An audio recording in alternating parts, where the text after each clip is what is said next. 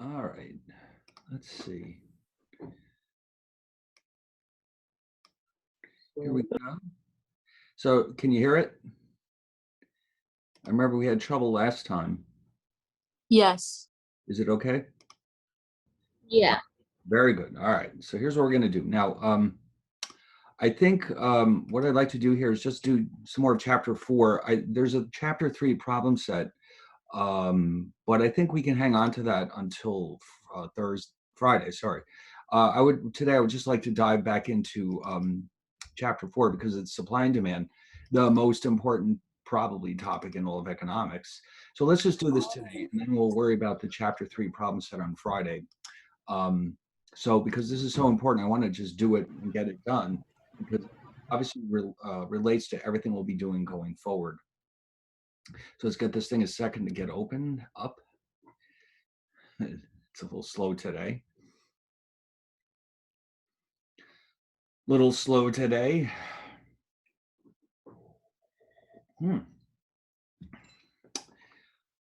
All right. Oh my God. Okay. All right. So just a quick review. We were introducing the concept of supply and demand, or demand and supply. And we started with demand because this is coming from the individual, and I think it makes a more intuitive sense. But then later on, we'll look at supply, which comes from producers of goods and services. And so the demand for a good is simply the relationship between the price and how much we're willing to buy. It's really just that simple. And now, obviously, the cheaper something is, the more of it we're typically willing to buy. Although, of course, that depends on what the product is. For certain goods, having more of the good doesn't really help very much, so we may not buy more. Like, for example, suppose you're taking medication for, God, it could be anything. Suppose you're taking a medication for cholesterol, and there's a certain amount you need, and having more doesn't do you any good. So if the price of that medication went down, there would be no point in buying any more of it. But for most products, the cheaper the product is, the more likely you'll buy more of it, especially goods that you can store. Like ice creams. I mean, you can only eat so many ice creams. If you show up at Carvel and you wanted an ice cream, if the price has gone down, it's not likely that you'll eat 2 instead of 1 because it's very filling, and of course you can't save them. But for most products, the cheaper the product is, the more you'll buy because you can save them and consume them in the future. When prices go up, of course, then we stop buying products. Like, for example, if you go to the store and you wanted to buy steaks and you discover that the price has gone up 25%, you might decide, maybe hamburgers will be okay after all, or maybe fish or chicken. So we're very sensitive for most goods to the prices, and that has a very strong determinant, or is a strong determinant, of how much of that product we ultimately consume.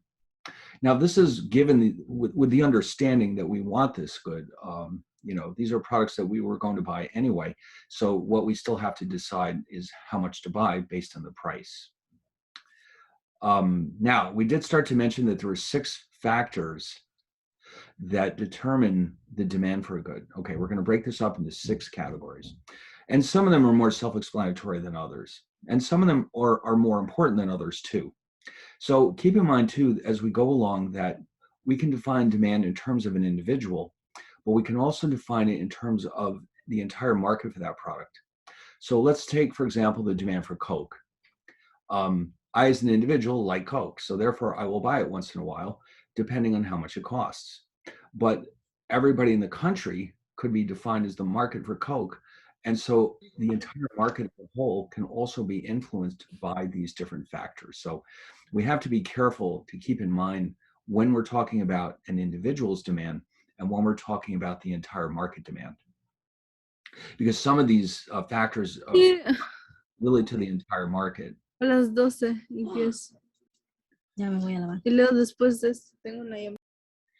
Okay, anyway, so we started briefly to look at these tastes, consumer income, prices of related goods, expectations of the future price of the good, the number of consumers in the market for the good, and finally, our expected future income and credit. Okay, so we started with tastes and preferences. Now, clearly, tastes and preferences determine ultimately the things that we will buy. The things that you have a strong taste for, you'll want to buy more of them.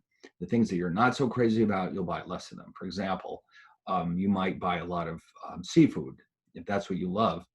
And maybe you'll buy a little chicken if you're not that crazy about chicken. For another person, it might be the other way around. But over time, our tastes and preferences can change. Okay, I think I mentioned this example the other day. When you were a child, you loved things that were sweet, and now not so much. Or at least you may have noticed that your taste for sugar may be declining as you get older. That will continue for the rest of your life, I think. You'll start to have more of a taste for things that are not so sweet. And so you might find yourself eating less and less sweet cereal and more other types of cereals, for example. Or any, you might eat less desserts, and so your taste can change. But for the market as a whole, taste can change as well. So I think last time we used the example of organic products. Now, as you know, if you go to the supermarket, organic products are readily available, but they typically are fairly expensive compared to non-organic. Now, I don't know enough about it to tell you what is so great about organic products. I guess they're healthier for you, and they're raised differently. And some people won't accept anything else. They're just like, it's organic or nothing. But most people probably aren't quite that rigid about it. And so, if organic goods become cheaper, then they may decide that it's time to switch over because of the perceived health benefits. And other types of products, suddenly they come and go. Like I mentioned, I think avocados last time. Avocados weren't really used very heavily in the US until fairly recently, maybe the last 20 or 30 years. But now we use them all the time because Mexican cuisine is very popular, Mexican restaurants, and mostly they do come from Mexico. So the demand for avocados is quite a bit stronger than it would have been, let's say, 30, 40 years ago. But on the other hand, cigarettes, we all know the demand for cigarettes has fallen off dramatically in the last 30, 40 years because of health reasons and also because of taxes. So we know that these change over time, and that affects how much we'll buy of these products. Let's see. Hold on, I skipped a page, sorry. Yes, tobacco. Of course, we know that the demand for tobacco has declined sharply in the last 30, 40 years. But on the other hand, for low-fat foods like chicken, people buy more than they ever did before because of the health benefits. So the second factor was income. Now, here we have to make an important but interesting distinction. We're going to assume that all goods in the market fall into one of two categories. We have the so-called normal goods, and then we have this other category called inferior goods, which means it implies that there's something about these goods that makes them less than desirable. Let's put it that way. So how do we classify them? Well, a normal good is what you would expect. It's a good for which you buy more of it as your incomes increase. And probably you can imagine that most products in the market are normal goods. So let's say, for example, your income goes up, you might find yourself buying more steaks. You might find yourself buying a new car more often. You might find yourself buying new furniture. You might buy a new carpet. You might do almost anything. Those are all normal goods. The more money you have, the more you want to buy of these products. But there do exist a class of products where it works the other way around. These are the types of products that you only buy because you can't afford something better. Like, for example, let me show you some good examples of this. If you have a car, you know what I'm talking about. When you go to the gas station, there isn't just one type of gas. There's usually at least 3 different grades, and they're numbered. They have numbers like 87, 91, 93. And although I don't know exactly what that means, I do know that the low numbers are cheaper, which means that somehow they're not as good as the higher numbers. So when you're in college, you might buy grade 87 gas, even though it's the cheapest and it's maybe not as good for your car's engine. That's the best you can afford. And what that also means is that when you graduate and start working, you might find yourself buying 91 or 93 instead of 87 because you can afford it. And if that's the case, then we could consider grade 87 gas to be inferior. All right. Now, I'm sure you can think of other examples. Generic drugs. Have you ever noticed, like if you go to a pharmacy, there's a lot of products in that store that are brand name products, and there's a lot of products that are not brand name products. So if you go to a CVS, for example, and you're looking for painkiller, any kind of painkiller, let's say it's Tylenol that you normally use. You go to look at the Tylenol box and you see that it's $10, and right next to it is CVS painkiller and it's only $7. Now, why is there a difference in the price? It's all about the brand name. Many people are willing to pay money for a brand name. So what happens is CVS offers their own version of the painkiller, which is cheaper because they know that some people would prefer to save $3 than to pay for the brand name. So the generic drug, meaning the CVS version, is something that people buy mainly because it's cheaper.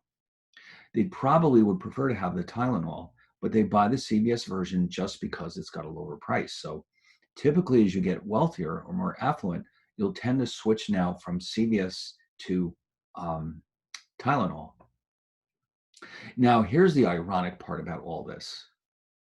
Almost certainly, the CVS version was probably made by the same company that makes Tylenol. So what happens is Johnson & Johnson makes Tylenol, and it's, they advertise it, they put it on TV, they wrap it up with a fancy box, and then they sell it to you for $10. They also make for CVS, the CVS version, which is probably the same exact thing, at least chemically. And then they put it in the CVS box, and there's no advertising involved or anything, so they will let people buy it for $7. So the reason why this is happening is because Johnson & Johnson knows that there are many people who can't afford to pay the $10, but they might be able to afford the $7. So if they say, listen, you can have either Tylenol or CVS painkiller, take your pick. They know that a lot of people with lower incomes will pick the CVS drug. And so Johnson & Johnson is able to sell their product to both markets. That brings them more money than simply just selling Tylenol. All right. So the purpose of having the same product with two different labels is to make more money, knowing that there's many people who will buy the cheaper product because of the price. So in fact, sometimes it says in the label, there are certain products, like for example, if you've ever been to a Costco, you know how they make their money. They sell enormous quantities of household items at very low prices. But here's the kicker. If you want to take advantage of this, you normally have to buy fairly large quantities of all their products. For example, if you want to buy tuna fish for half the normal price, you might have to buy 10 cans to get the discount price. So this is how they make their money, but they also have their own off-brand called Kirkland, I think. And on some of the Kirkland coffees, it actually says on the label that it was manufactured by Starbucks. Why don't you stick around and get some economics? Yeah. So it actually says it right on the label. This was manufactured by Starbucks. They don't even pretend that they made it themselves. They don't. Kirkland is just a name that they slap onto these products so that they can sell it to you at a lower price. And now textbooks, this used to be more important when we didn't have electronic books or online books. Either you bought a used book or you bought a new book. Those are the only two options you had. But the used textbooks were typically a lot cheaper than the new textbooks, and they still are, I'm sure of that. So why would anybody buy used textbooks?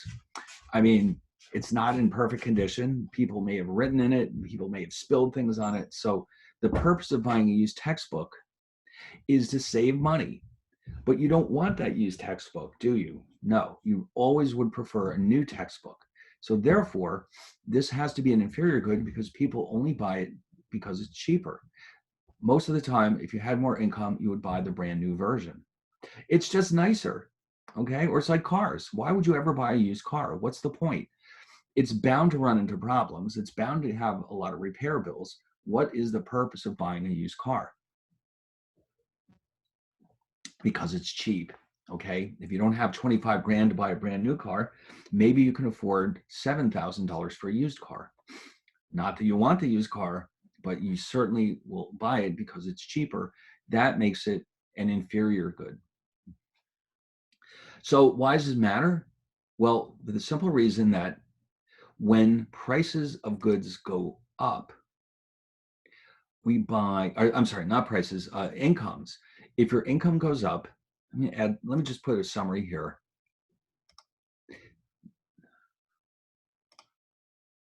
As incomes rise,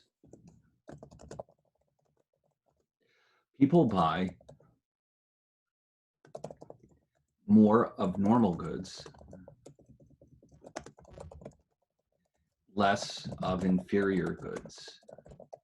Okay. And of course, as incomes fall, it works in reverse. Less of normal goods and more of inferior goods. In fact, this is one of the reasons why a store like Walmart's is in a pretty good position. They are like Costco in the sense that they make their money by selling inexpensive products, but you don't have to buy large quantities to take advantage of their low prices. So when the economy is slumping, their sales will actually go up because people are more likely to come to Walmart because it suddenly becomes much more important than usual to save money. I mean, imagine the economy is in a nasty recession and you say, ooh, you know what? Maybe I'd better not spend so much money.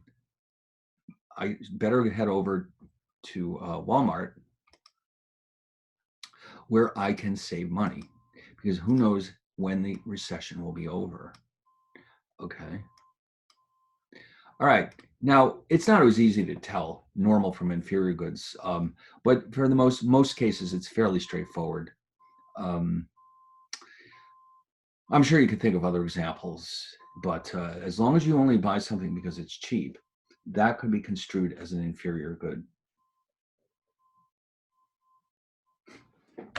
All right. Now, related goods. This is a very interesting concept. Often there are goods that when you buy a product, there are often many others that you could have chosen from. For example, if you buy chicken, you could have chosen turkey, or you could have chosen fish maybe, or you could have chosen beef. So there's always usually a lot of choices out there.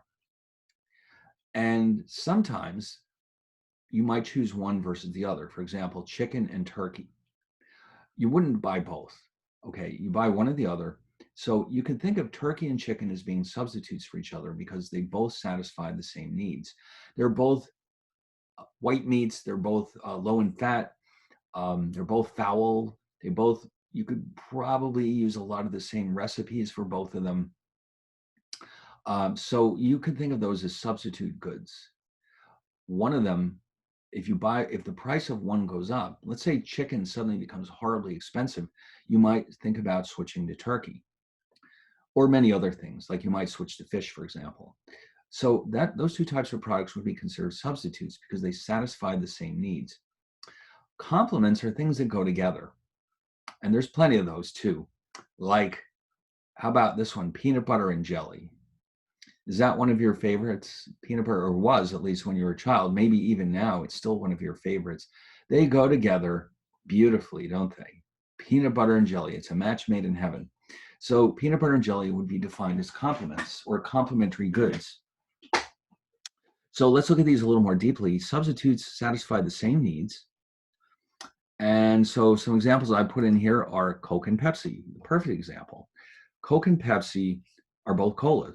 They're both tasty. They both quench your thirst. And they're very similar to each other. I mean, sure, they're not identical to each other, but if you go to the store and you wanted to buy Coke and they ran out, most people would buy the Pepsi. I mean, they're not that different. So now, but the way to think about it is if you ever go down the supermarket aisle where the sodas are kept, if you're looking at all those 2-liter bottles, you'll notice that they're all the same price, except maybe once in a while one of them goes on sale, but pretty much they're all the same price. There's a reason for that. How would you react if you went into the store and Coke suddenly went up by 20%? What would you likely do? Okay. Now, you may not do any grocery shopping, but you do shop. So what do you think? What would you do? Coke went up. You'd buy the Pepsi. Exactly. Exactly. And that's how we know that they're substitutes, because even a relatively small change in price could cause you to switch to Pepsi, because you like them both. So therefore, we could think of Coke and Pepsi as being substitutes. Now, how about like this one? Big Macs and Whoppers. Now, again, they're not precisely the same thing, but they're roughly the same. They're big, overstuffed burgers, basically, with loads of goodies on them, about 1,000, well, lots of calories. They're so tasty, especially with those fries. Oh my God. It's like you go in there knowing that you're going to destroy your diet, but you're going to be so happy when you're finished eating. Again, if you've ever seen the prices or looked at them side by side, they're awfully similar to each other, aren't they? They may not be literally identical, but they're awfully, awfully similar. So, and here's why. What happens to Burger King sales if they suddenly jack up the cost of a Whopper by $1? They're going to lose their sales to McDonald's and the others. Because as far as people are concerned, the difference between these is not enough to justify a significant price difference. It's more or less the same thing in the eyes of consumers. So we define these as substitute goods. Now, this one is a bit more of a stretch. PCs and Macs do pretty much the same thing, but they're not exactly the same, aren't they? It depends on the individual. People who really are serious computer people tend to be very adamant about picking one or the other. They think the differences are so great that they wouldn't even consider using the other one. But really, in practice, they're more or less the same. I mean, yes, there's differences, but if PCs suddenly went up in price 20%, that might be enough to switch you over to a Mac. So we think of these as substitute goods. I'm sure you could think of a million other examples, like, what would be a good example? Another good example. Okay, Fernando, you have an example? Yeah, I was thinking, how about like French fries and potato wedges? Okay, all right, they're very similar, but they're not identical. You might choose one or the other, and the price might determine which one you buy, because they're very similar, so they could be considered substitutes. And if the price of one goes up, you'll probably buy the other one instead. How about iPhone? Oh, here's a good one. Yes, I'm glad you thought of that one. iPhone versus Android. They're not identical, are they? No, but they're very similar. They have a lot of the same features. Now, I don't know if this is true or not. I imagine the prices are very similar, but I actually don't know that for sure because I've never owned an Android. As far as I'm concerned, it's hard enough to learn the iPhone without trying to switch to another one. It's just not going to happen for me. So even if the iPhone doubled in price, I would keep using it just because I don't trust myself to learn the Android. So I mean, let's just say that it's enough for me to deal with the iPhone. But for most people, that could be a major issue. If the Android suddenly cut their price 20%, it could lead to a lot of lost sales for Mac. The iPhone. And the two companies are well aware of this, and so they choose their prices very, very carefully. They have to not only take into account how much it costs to produce the iPhone and the Android, but what they think their competitors will do if they change their own price. Oh, really? So the Android gets hot. Oh, that's very concerning. So yes, but the thing is, they still could be defined as substitutes because you're able to switch from one to the other. And so the price of one will influence your demand for the other one. Okay, so you get the idea of substitutes. Complements. Oh, here we go. This is what we're after. So if the demand for a good will go up if the price of a substitute goes up, and vice versa. So using the example we just had a minute ago, for example, if Coke becomes more expensive, people will buy more Pepsi. And vice versa, of course. If Coke cuts their price, people will buy more Coke and less Pepsi. And that's how you know that they're substitutes. And that's also one of the major determinations of how much each company charges for their product. Now, what's interesting, if you notice, just as an aside, with Coke and Pepsi, Have you ever noticed that, it's been so long since I've been on the campus, I don't even remember. Do they have Coke or Pepsi vending machines on the campus? Pepsi. It's Pepsi. Okay, I couldn't remember. What happens typically with colleges is this. Now, and by the way, if you notice, there's other sodas in there too. They're not Pepsi, but those brands belong to Pepsi. In other words, you don't realize it, but Coke and Pepsi each owns many, many different brands. The ones that you buy in the store, you may not realize it. Exactly. You're not going to either. And here's why. Because with colleges, the companies will approach the college and say, listen, we'll cut a deal with you. We'll give you money for something you need. Like, let's say the football stadium needs a new sign and it's really expensive. So Pepsi would say to purchase, listen, if you do business with us exclusively, we'll buy your new sign. But then you're going to only have Pepsi on campus. And that's how it's done with universities, at least. And that too. I mean, of course, being right across the street from PepsiCo may have something to do with it too. But if you go to another, like one of my other schools, Fordham, they only have Coke. So Coke paid for their football sign, pretty expensive. The scoreboard, I mean, the big gigantic scoreboard on the football field. And in exchange for that, you're never going to see Pepsi at Fordham. It's only Coke.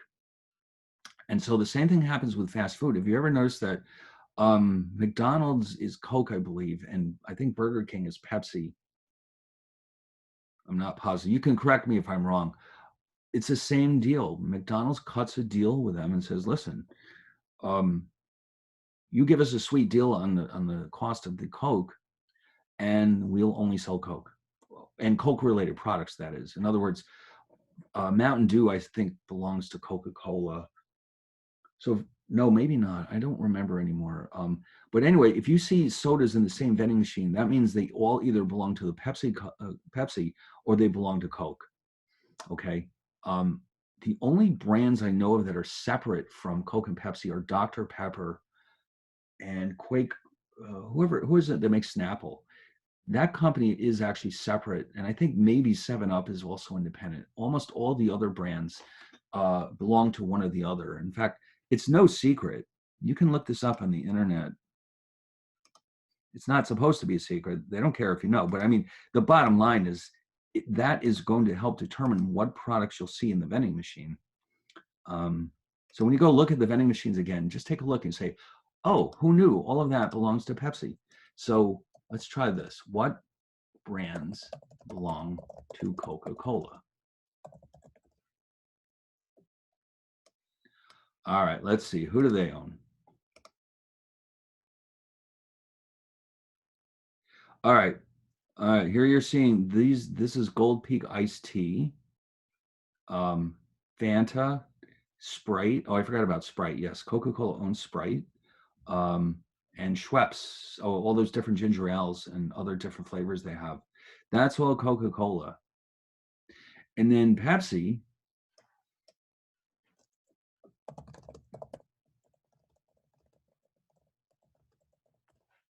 Their brands are Mountain. Oh, okay. Mountain Dew is Pepsi.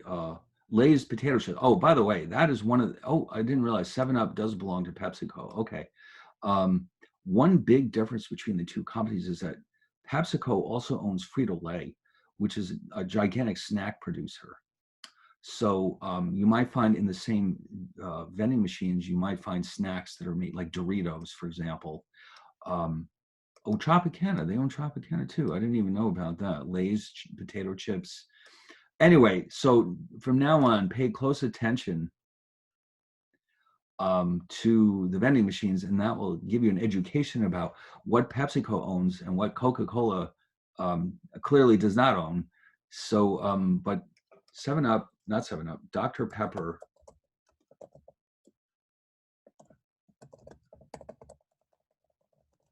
is a separate company, or at least it was. Let me see if they're still. Dr. Pepper Snapple owns Keurig, those coffee machines they have that are very quick and easy. RC Cola, A&W Root Beer, Sunkist, Canada Dry, Okay, well, there you go. But this is a much smaller company than either Coke or Pepsi, which are gigantic.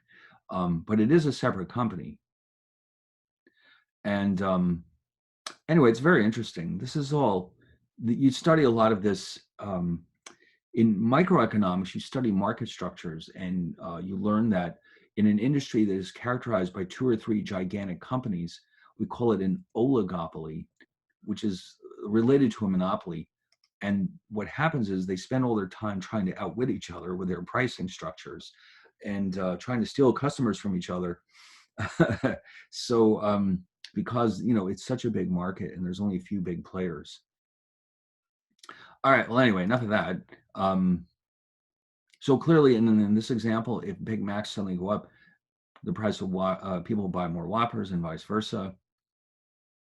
Especially if you've ever noticed in gigantic malls, there's so many fast food places, they have to have very similar prices. Otherwise, you just walk down the aisle to the next one. Like the Palisades Mall, if you've ever been there in Nanuet. Or it's either Nanuet or Nyack, but it's on the other side of the river in Rockland County. It's gigantic, and they have dozens of places you can eat at, and they're all right next to each other. They've got, let's see, what do they have? I don't think they have a McDonald's, but they have pretty much everything else. And so it's like you walk around, you decide which one you want. If any one of them were foolish enough to raise their prices, they would probably lose most of their business, if not all of it. Okay, now what about complements? These are things that go together. And again, I'm sure you can think of lots of examples, like the ultimate French fries and ketchup. Now, you may have seen that movie Pulp Fiction, which came out maybe 25 years ago. Does anyone know that movie at all? Yeah. Aha. So what was it that John Travolta was telling Samuel L. Jackson that he saw in Paris, that he couldn't believe it? Well, he saw, now in this movie, if you never saw it, you don't have to see it. The 2 main characters in the scene are John Travolta and Samuel Jackson. So John Travolta is telling Samuel Jackson that he was just in France. He went to a McDonald's and he saw, and he was so shocked that he couldn't believe it. He saw people putting mayonnaise on their French fries. And he was like blown away. And he also mentioned that because it was France, where they have the metric system, the quarter pounder wasn't called a quarter pounder. It was called a hamburger royale or something like that, because they don't have pounds in France. That was kind of something that sticks in your memory, when there's a scene in a movie where they're talking about like French fries and stuff. Royale with cheese, that was it. The quarter pounder with cheese is formerly known as a royale with cheese because there is no such thing as, they have the metric system. In fact, France invented the metric system. In fact, supposedly that's why the English didn't adopt it right away, because they didn't want to use something that the French invented. Yeah, so then after we broke away from England, they adopted it and we're stuck with the English system. Oh, okay, enough of that. There's no point in being bitter after all these years. With cars and gas, obviously you can't go too far. Well, now I shouldn't say that. Now we have electricity in cars is a possibility. Does anyone here have an electric car? No, they're pretty expensive, aren't they? But it's getting there. I mean, eventually that's probably all we'll have, but it's going to take a while because of the lack of charging stations. And I mean, they're getting there, but I personally would not switch anytime soon. And how about computers and software? You can't run your computer without software, can you? No. You have to have programs in there. So they're complements. Now, what's important here is that if the price of a complement goes up, the consumer will buy less of both goods. Okay, so let me show you a quick example of that. Let's say for some bizarre reason, tomatoes suddenly became terribly expensive. And that means that ketchup becomes more expensive. So if the price of ketchup were to increase dramatically, or well, increase significantly, the people would buy less ketchup, but that also means less fries, because they don't want, many people do not want to eat them without the ketchup. Although, as you've noticed, if you get a good quality fry, you don't really need the ketchup, do you? It's nice, but it isn't necessary if they're very good quality. But the bottom line here is that ketchup and fries are considered to be complements. So if the price of ketchup goes up, people buy less of it, of course, but they also buy less fries because these are complements. Okay, so that's an important detail. And again, you can think of a million examples. Like if you're in the habit of putting chocolate syrup on your ice cream, you could think of those as complements: ice cream, chocolate syrup. Or if you're in the habit of putting whipped cream on your apple pie, then they could be considered complements. Now, here's an example. Gas. Remember, we said that gas and cars are complements. If gas prices go up, guess what happens? People buy less gas guzzlers like SUVs, okay, because it's very expensive to run a car. I don't know what kind of mileage they get, but it's not that good. So naturally enough, if prices go up, people will buy less gas, but they'll also buy less expensive or guzzlers like SUVs. Now, I do want to mention there's one other possibility. Not all goods are related to each other, okay? In fact, many goods are not. You notice the key word here is related. If you have two goods that are not related to each other, then the price of one will not affect the demand for the other. So I'll just sneak this in here as well. So let's just say that many goods, okay, hold on.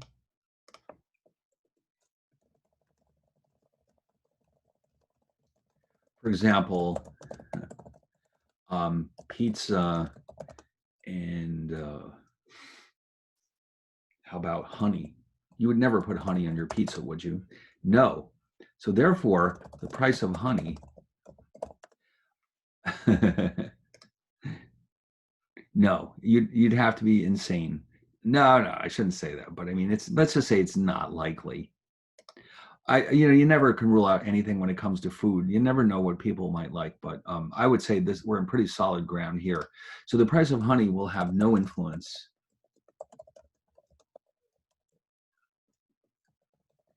on the demand for pizza. So that's what this part is all about. In other words, they will not affect each other. If honey becomes more expensive, there's no reason why people should buy less pizza, because they have nothing to do with each other.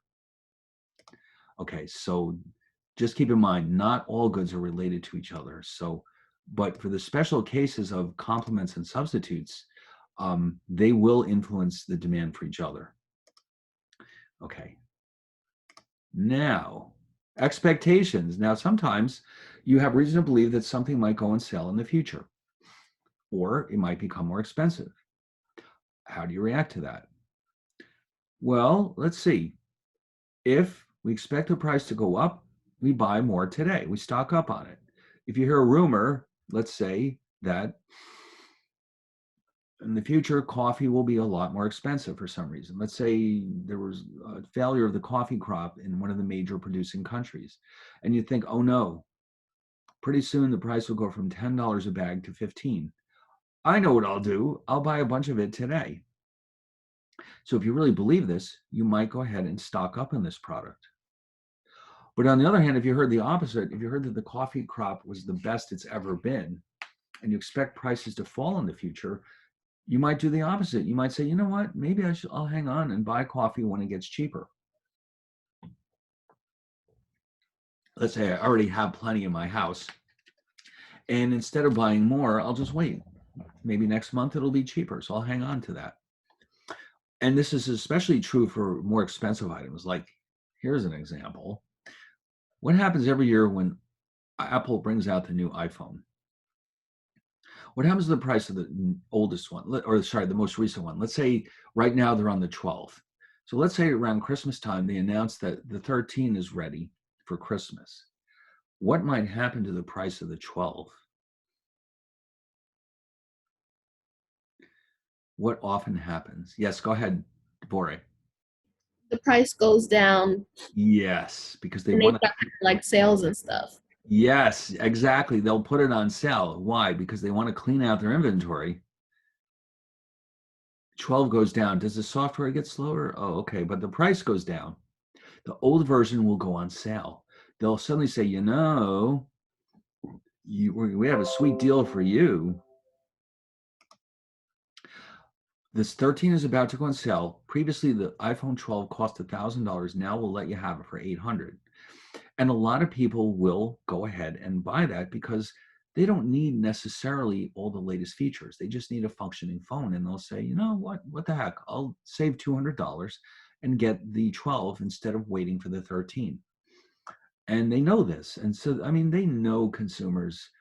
You know, if you've ever seen the Apple Store in Fifth Avenue, the gigantic glass cube that sits on Fifth Avenue, if you've ever seen like what it looks like the day of a release, of a major new release, and there's people standing in lines for unbelievable lengths of time just to get in that store and get their hands on that new item.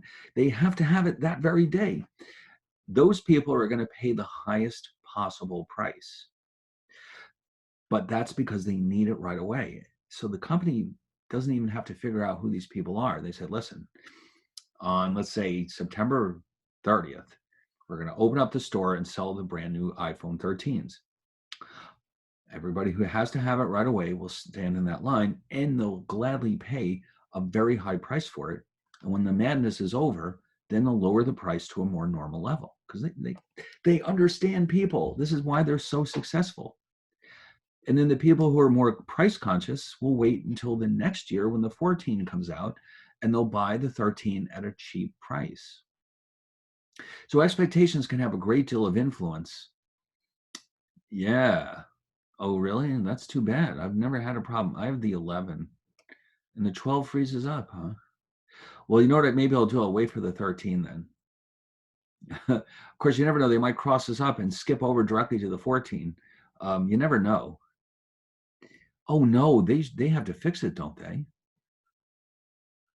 When you buy an iPhone, don't they have to fix the thing? Especially if you, I don't know about you, mine is being financed through Verizon because that's the supplier that I have. Oh, Fernando, go ahead. You have a good question. Okay. It's like for what you were mentioning about the prices, Right. for example, for the phone. So like for each older model, you know how like each older model, since their price decreases Right. due to the software and they're fully updated, when they they decrease as well, that's like on purpose just to to persuade customers to get the new updated version on sales, right? Well, they would I'm prefer just you. asking, would that also be another valuable purpose? Someone would pay for brand new phone because of like that, or Well, the thing I don't is, know if the questions make sense for or not. any product that you're looking at, there's really it's not the case that all consumers in the market have the same outlook on the product. There's always going to be people who just want it and they'll pay whatever price it takes to get it.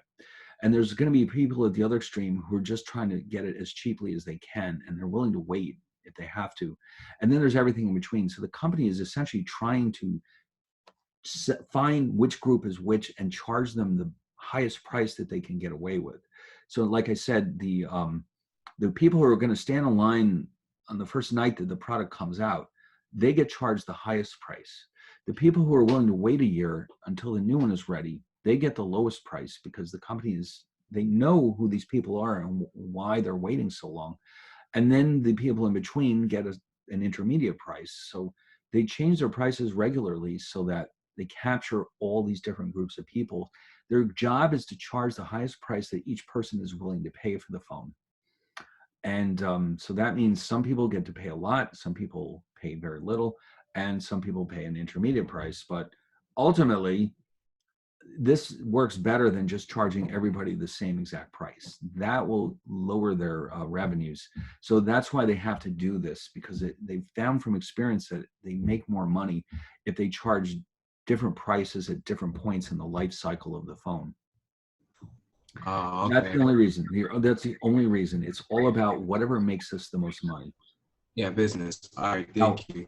for some products, this doesn't work at all. Like, for example, inexpensive products, the price typically just stays the same all the time. Why would you put gum on sale at the supermarket, for example? I mean, it's only 50 cents to start with. You would never see something like that. But on the other hand, like in the auto market, cars are expensive, and most people will be very budget conscious when they buy a new car. So the dealers try to figure out clever ways to get people to buy new cars by either offering them better financing or new features or some other thing that makes it more attractive to them, or more flexible leases. So they all are dealing with different groups of consumers, and they know that some people just want the car and they'll just pay for it, and other people need to be persuaded with more features. So they have different plans and different ways of financing the car, and they're hoping that ultimately every person will find the best situation for themselves, and this will maximize the revenues of the company, as opposed to just saying everyone pays X dollars and that's it. So every market is different, but no matter how it works, if you really believe something is going to be cheaper in the future, there's a pretty good chance you'll hang on and not buy it right away, but wait till it does go down, and vice versa.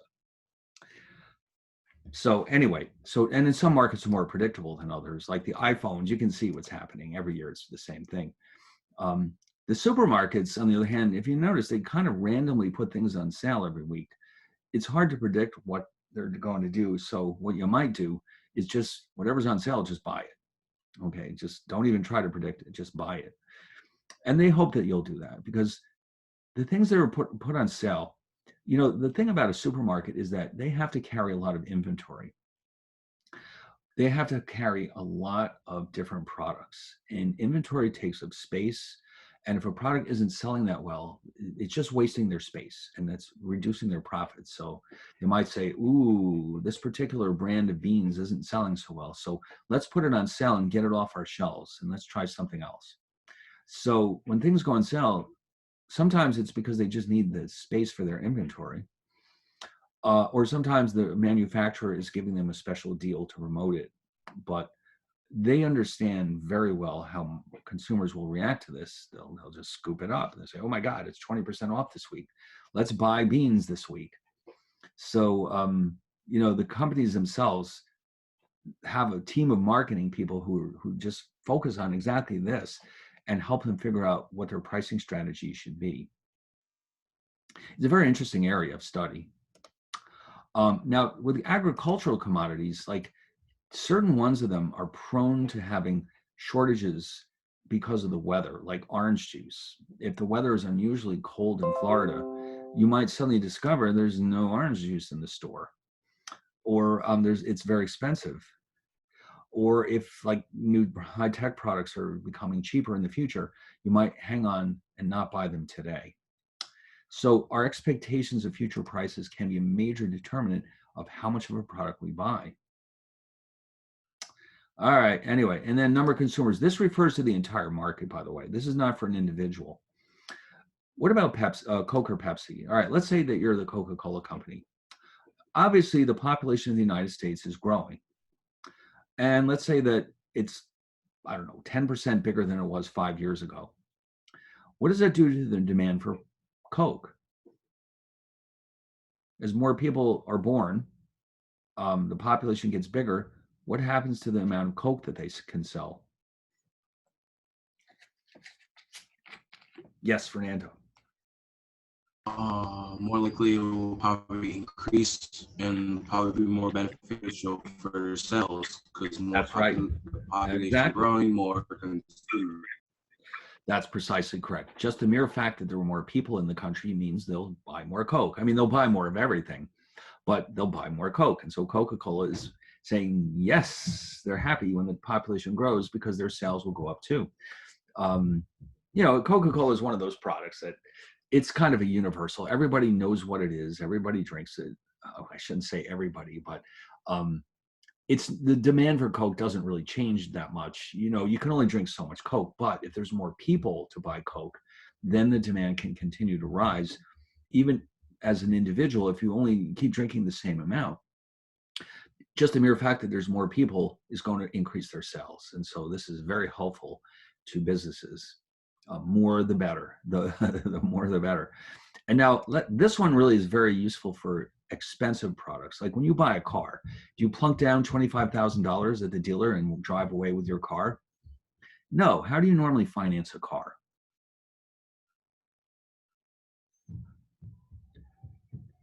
Okay, well, you've never been to this. I guess you've never experienced this then. Um, and why would you? Because you're still in college. But if you have a car, your parents must have bought it somewhere along the way. Maybe you weren't paying attention. Take out a loan, exactly, okay? And typically it's paid off monthly. So you go to the bank, or no, the dealer typically will finance it for you. They have their own division which finances the purchase of their cars. In other words, if you go to the General Motors dealer, yes, now that's a huge deal. Credit. If you have good credit, they'll be yes. Oh yes, you're right. That's a good point. If you are if you don't have any credit established yet because you're so young, you can get your parents to co-sign your loan, and then what happens is the financing company will base their decision on your parents' credit instead of yours. And that's a good way parents can help you out to get started. They don't have to buy the car for you. All they have to do is put their name on the lease or the loan papers, and then you pay the money, but it'll be cheaper than if you try to do it yourself. Yes, it takes time to establish credit. Basically, ideally, I don't want to be in the position of giving you advice or anything, but the one way you can establish a good credit history very quickly is to get a credit card, and then when you use it, pay it off right away. And do this on a regular basis. And then suddenly the company will say, yeah, you can be trusted with credit. And they'll probably give you a big increase in your credit limit. And then when it comes time to borrow money to buy a car, you have an established credit record, which shows that you are responsible with handling money. And that's all they need to see. I mean, obviously you have to tell them how much money you make and everything, but they want to see a pattern of good behavior with your credit, meaning you pay your bills on time. That's how you do it. And yes, good credit history will give you better opportunities of obtaining better perks. It can only help. In fact, I actually teach a course at another school in personal finance, and we do spend a lot of time talking about credit. And it's one of the best things you can do for yourself to establish a good credit record. And at this point in your life, the easiest way to do that, like I said, is to get a credit card. And it'll probably have a very small limit, but the trick is to pay it off as soon as you incur your debts. In other words, you buy something for $100, pay the $100. If not right away, at least make all the minimum payments on time. And at some point they'll say, yeah, this guy or this girl can handle credit, and they'll give you more credit. And so it'll just keep building, and you'll have a much easier time buying a car or eventually buying a house or whatever it is you want. So it's a good idea. Good credit is good for everyone. Okay, bad credit will be like an anchor around your neck. So, and yes, paying off your bills, like if they ask you for $50 a month minimum payment and you give them more than that, that's also very helpful. But it's more important to pay on time. That's the number one thing. Pay on time or early, and you'll always be in good shape because they know that you're responsible. I mean, you got to realize they're lending you money. They're putting themselves at risk when anybody lends you money. And if they see you have a history of handling your credit very well, then they'll be happy to lend you money at a very low interest rate. If not, if they see that you frequently miss your payments, they're not going to want to lend you any money. Or if they do, they're going to charge you a fortune.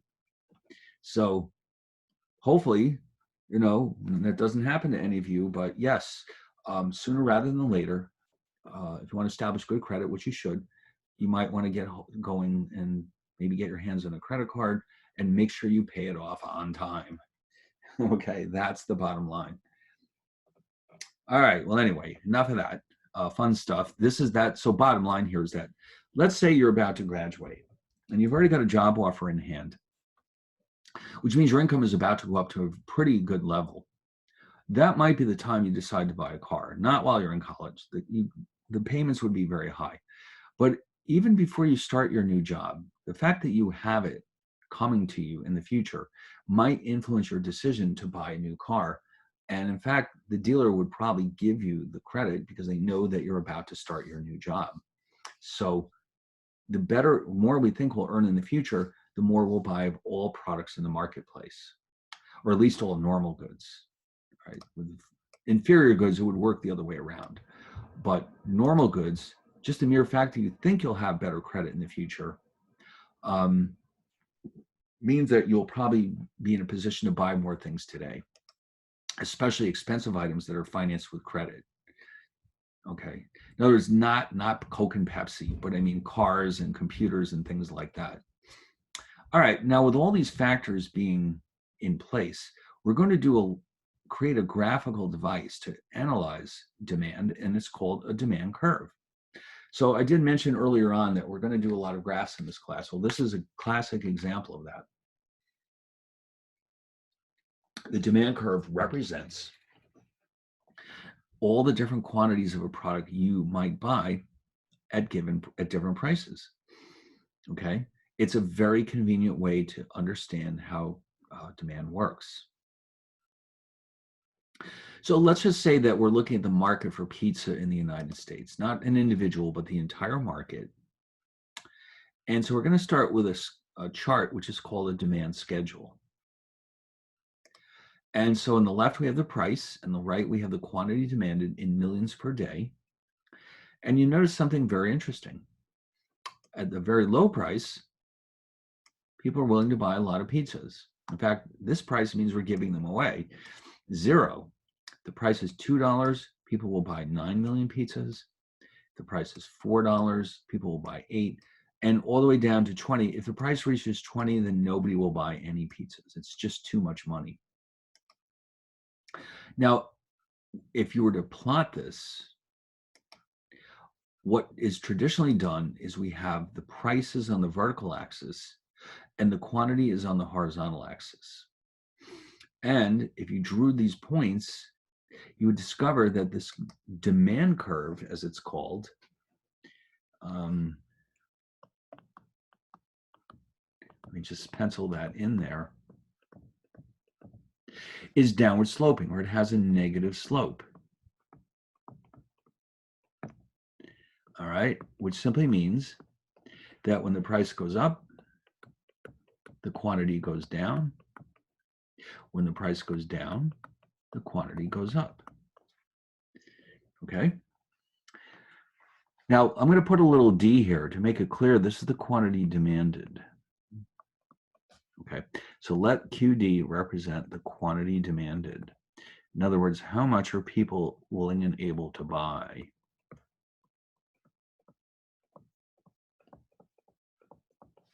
And P, of course, is price in dollars per pizza. So it has a negative slope, which means is a consequence of this. So we have a demand schedule, which has the actual numbers, and we have a demand curve. Now, in a more advanced class, you could reduce the schedule to an equation, although we won't do that here, because ultimately this graph is simply a pictorial representation of an equation. Now, it should be clear, I hope, why the demand curve is downward sloping, because when prices are high, quantity demand is low and vice versa. So now we've kind of concluded our discussion about demand. So what is the companion to demand? That would be supply. Now we're looking at the perspective of the producers of these goods. Okay. And so the consumer is trying to do one thing. They're trying to maximize the value that they get for their money. The producers are trying to make a profit. So we have to think about that when we look at the supply curve, as we'll see later on. This will be used to generate a supply curve. The supply of a good is simply the relationship between the amount that's being produced and the price. All right. Now, the factors that determine the supply of a good are going to be a little different because remember, the producers are trying to make money. Their goal is to maximize their profits. So their motivation is very different here. Now, let's look at the factors here. Now, obviously, technology is a major component of supply.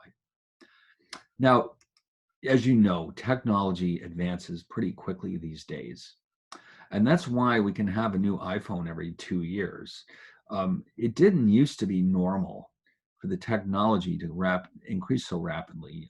Things would only change very slowly.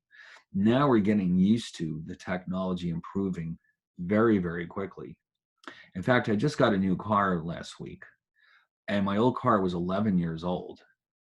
And it's almost like I have to learn a lot of new things with this new car because the dashboard it is a computer. There's an actual computer in there, and all the different features are like all these little buttons and all this. I can do all kinds of things. Like I can tell the car to warn me if I'm getting too close to another car, or it can literally slow down if I get too close, or it can push me out of, if I'm getting out of a lane, it can nudge me back into the lane, or it can play songs off my iPhone.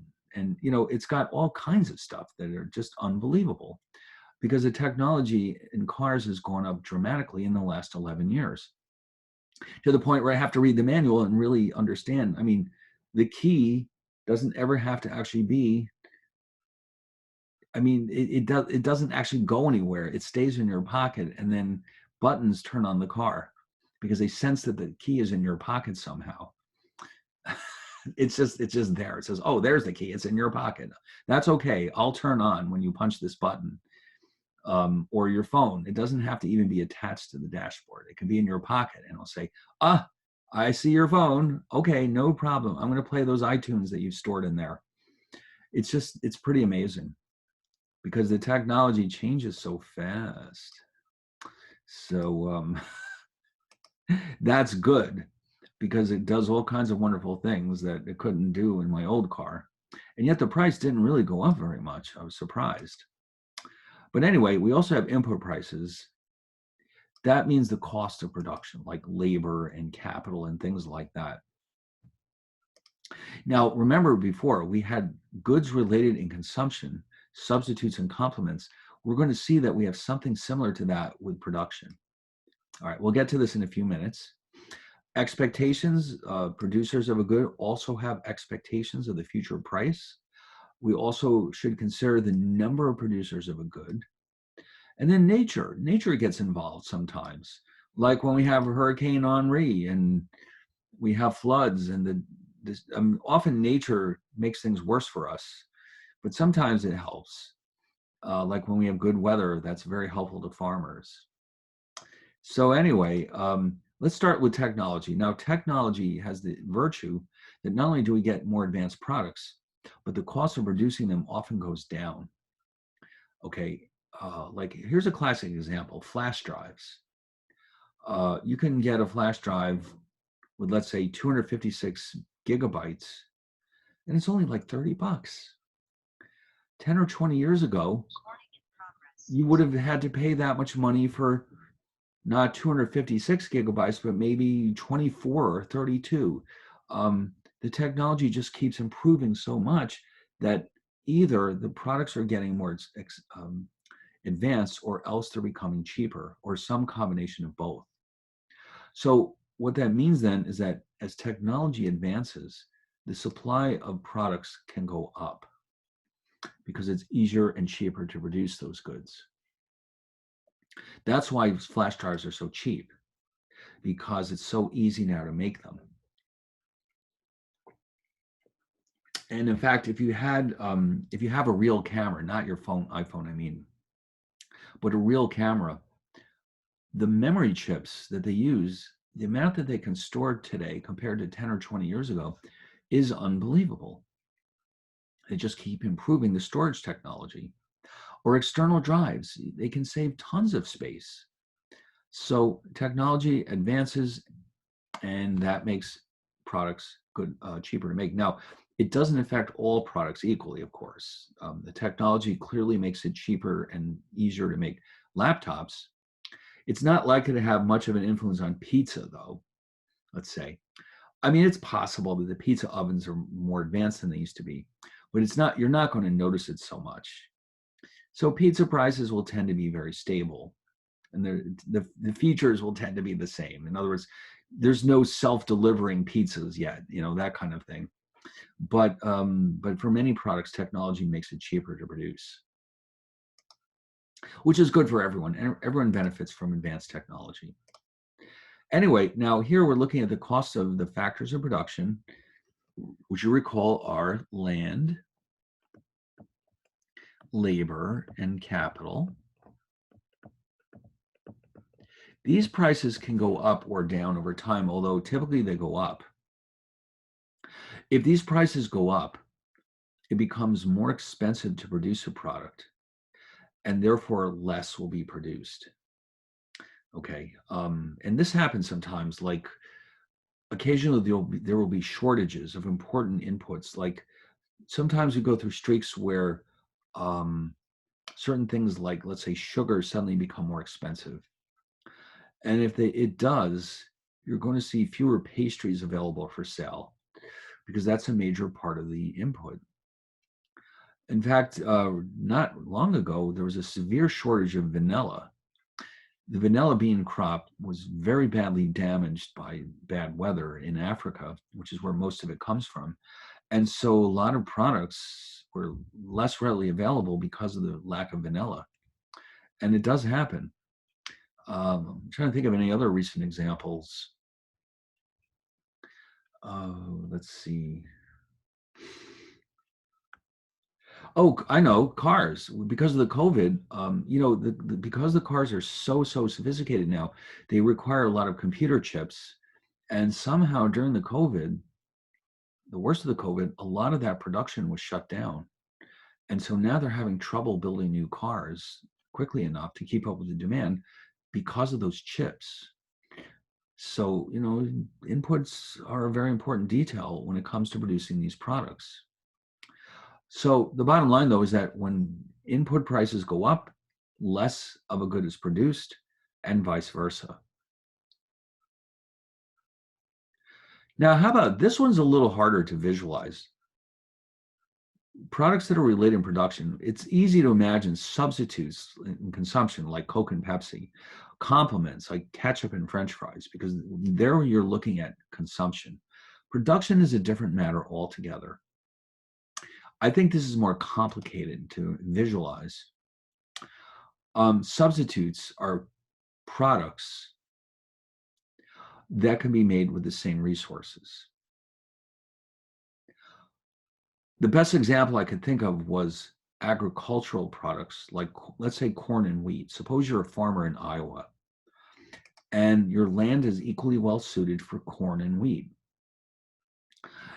Well, they would be defined as substitutes in production, because if, let's say that I discover that corn is becoming more expensive in the marketplace. As a farmer, I'm trying to make money. I might decide to grow more corn and less wheat, or vice versa, depending on the price of corn and wheat. So these would be considered substitutes in production because I can produce either one equally well with the same resources. Or like when we're looking at Starbucks with the espressos and lattes, those would be considered substitutes in production because I can go either way with more or less the same resources. All right. So therefore, when the price of one goes up, we make less of the other one. Now, complements in production, this is a very difficult one to think of real examples. These are products that are produced sort of as part of the same process. So it turns out that when oil companies drill for oil, often the oil wells that they drill contain natural gas. And so when they drill for oil, they often wind up also producing natural gas at the same time. And so because of that, we think of natural gas and oil as complements in production. They go together.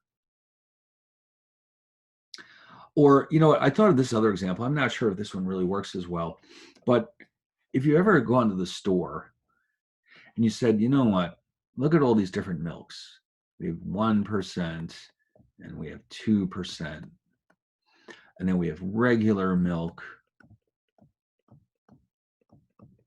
Then we have light cream. And we have heavy cream. They also have half and half. I missed that one.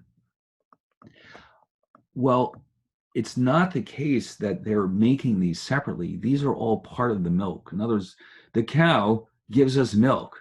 Human beings take the milk and they split off the 1%, the 2%, the regular milk, the light, and the heavy. Because what happens is the milk contains a lot of fat. And if you let it sit there long enough, the fat rises to the top. Okay, so here's your fat or cream. And then what you have left over here is essentially low-fat milk.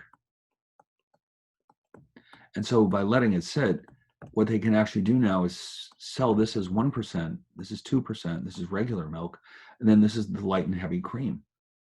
Okay, it's all coming from the same milk. It's not a separate product. And so when you are a dairy farmer and you produce milk, you're simultaneously producing 1-2% regular light cream and heavy cream. So we could think of these as all being complements in production. Or, it's interesting too, because you could think of this with coffee. We have decaf and regular. The decaf is not a separate kind of coffee. Decaf is regular coffee that's been treated with water filters, I believe. What they do is they essentially strip out all the caffeine, and then you have decaf. There's no such thing as decaffeinated coffee in nature. That's something that human beings created. And the same thing is here with the milk. The cow gives you the milk. The cow doesn't say, look, what do you want? 1%, 2%, light cream? No, it's all coming from the same product. Okay? So that's what we mean by complements in production. So you're never going to look at milk twice the same way, are you? If you ever wanted to see this, you'd have to go to a dairy farm, I suppose. But yes, if you look at the milk, it just eventually settles out where the cream rises to the top and the rest rises to the bottom, and there you go. And I can tell you from experience that if you have a cat, they will love you forever if you give them the cream from the top. They absolutely go crazy over that stuff. They just can't get enough of it. To them, that's the best treat in the world. Okay. So anyway, the bottom line here, though, is that let's get back to the example of oil and natural gas. So if the price of oil goes up, the Exxon Mobils of the world will drill more oil wells, and in the process, they'll end up producing more natural gas as well as more oil. Okay, so that's what this is all about. The price of oil goes up, we'll produce more of the complements in production, which means natural gas. All right, future prices. If you're a producer and you think your product will become more expensive in the future, you might want to hold off on your production today and produce more in the future. Now, the oil companies are constantly being accused of doing this. They look into the future and they see what demand conditions look like.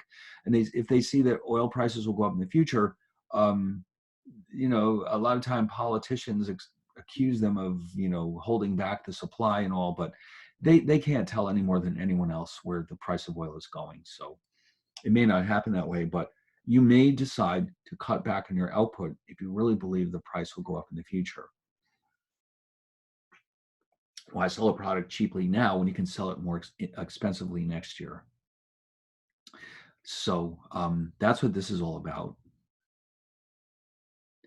Number of producers, obviously, as the more producers are out there, the more of a product we'll have available to us. Like as we get more and more fast food companies, there will be more and more fast food available to us in the marketplace. Obviously. So Now, of course, it goes both ways. If a market shrinks, there'll be less producers. But if more companies jump into a market and produce a product, there will be more output of that good. Now, nature, this can refer to almost anything. That's why they throw this in here. Obviously, this includes the bad weather, but it can include other things too. But anything to do with the environment, it can be very helpful or very harmful to the supply of a good. If the weather is good, for example, we'll have more agricultural products available to us. If the weather is bad, we might find ourselves like that example I gave you with vanilla before. If the weather is terrible in Africa, we might find ourselves with not enough vanilla. It's a very, I guess it's a very delicate crop, and most of it comes from the same area. So if the weather's bad there, well, we're in trouble as far as our vanilla consumption goes. So anyway, just like with the demand curve, we have a supply curve. So let me just quickly show you how this is different. Here's the supply schedule. Now here's the pizza again. If you notice, when the price is low, less pizza is produced, of course, because it's less profitable. As the price rises, the quantity supply goes up because it's more profitable to make the pizza. And guess what? That means our supply curve is positively sloped. All right.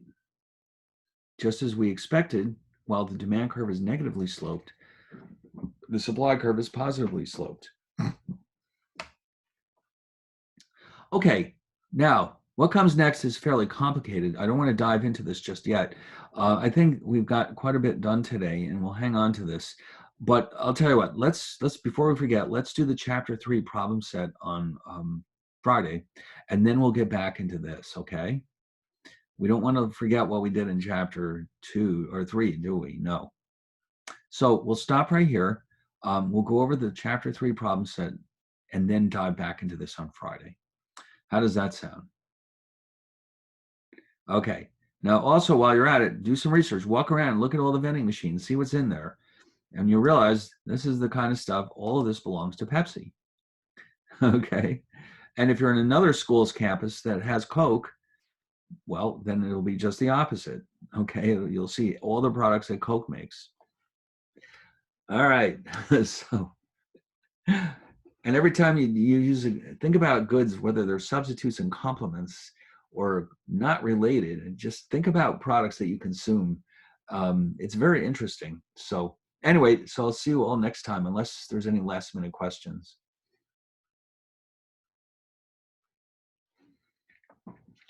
Thank you. You're welcome. Thank you. Okay, bye. Class today. Have a good day. Later.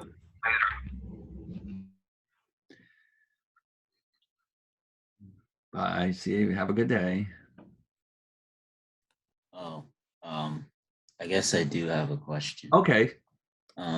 It's about the problem set.